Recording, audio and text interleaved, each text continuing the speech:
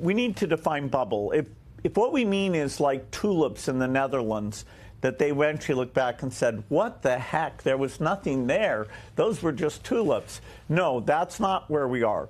If you mean it's like the internet bubble, where in the end something very profound happened, the world was very different, some companies succeeded, but a lot of the companies were kind of Me Too, fell behind, burning capital companies. Absolutely, there are a ton of these investments that will be dead ends. And you look at all of the investments that are being made today by some of the big tech companies, some companies who are not making money on AI yet, but are making massive commitments to chip makers and data centers, and say this math makes sense? The AI is the biggest technical thing ever in my lifetime. I mean, it is so profound, and therefore its influence is hard to overstate. And the economic value, this is basically intelligence, where you can get medical advice, or you can get a tutor, or you can get somebody to help you design drugs. So the value is extremely high, just like creating the internet ended up being, in net, very, very valuable. But you have a frenzy, and some of these companies will be glad they spent all this money.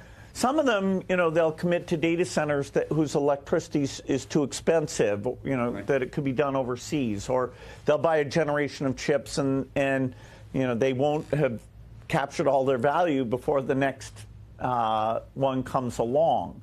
But if you want to be a tech company, you don't get to say no.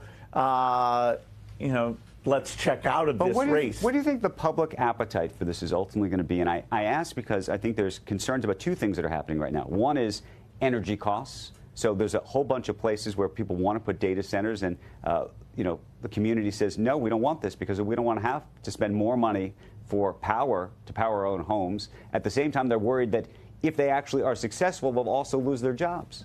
We need to put things like terapower nuclear reactors in places where it's very clear that you're not raising the residents' electricity bills because that's being put in there. Historically, nuclear was done in a way that the utility bore a lot of that liability. That business model won't get repeated. So we need to make sure to pick locations where the economics and the political acceptance is very, very strong. We don't have permission to drive up people's electricity costs. In terms of the jobs, this is going to take some period of time. But yes, although it hasn't been seen in large numbers, over the next several years, there will be some impact on the job market. Nowadays, when you say that, some people are like, oh, how can you, say that? Isn't that going to slow the U.S. down in this race? But it's only honest for people to speak frankly about the fact this will have a big effect on the job market.